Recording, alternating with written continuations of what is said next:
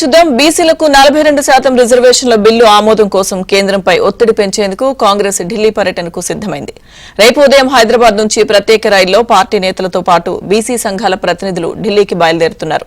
ఎల్లుండి CM Revanth Reddy, TPCC chief Mahesh Kumar Goud తో పాటు బీసీ మంత్రులు, బీసీ సంఘాల ప్రతినిధులు ఢిల్లీలో సమావేశమై రిజర్వేషన్ల బిల్లుపై పార్లమెంట్లో చర్చ కోసం కాంగ్రెస్ మిత్రపక్షాల ఎంపీలతో వాయిదా తీర్మానాలు ఇప్పించనున్నారు.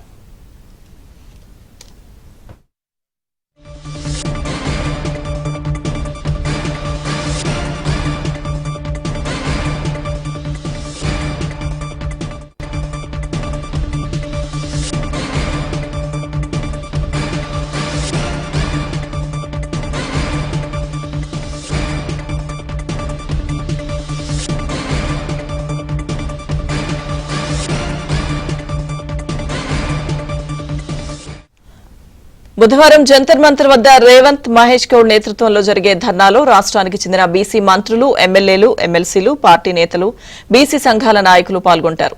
అగ్రనేత రాహుల్ గాంధీ, ఏఐసీసీ అధ్యక్షుడు ఖర్గేతో పాటు కాంగ్రెస్ మిత్రపక్ష పార్టీల నాయకులు దీనికి సంఘీభావం తెలుపుతారు.